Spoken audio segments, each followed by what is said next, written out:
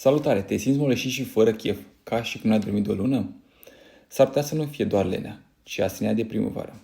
Și da, e reală. Corpul tău are deficit de magneziu, fier și vitamine din complexul B, esențiale pentru energie, somn, stare de bine și claritate. Claritate mentală. Ce poți face azi ca să te simți mai bine?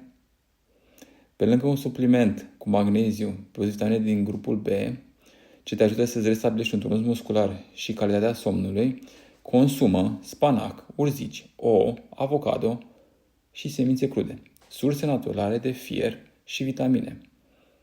Bea apă naturală, nu apă plată de la robinet. Ieși minim 20 minute zilnic afară, la lumină naturală, pentru reglarea melatoninei și a serotoninei. Și da, poți scăpa de astenie fără pastile grele. Doar ascultă ce spune corpul. Pentru mai multe detalii și informații utile, te aștept pe pagina de Facebook Apostolul George sau accesând hashtag-ul infocomprimat și rolul farmacistului în comunitate. Îți mulțumesc! Toate cele bune!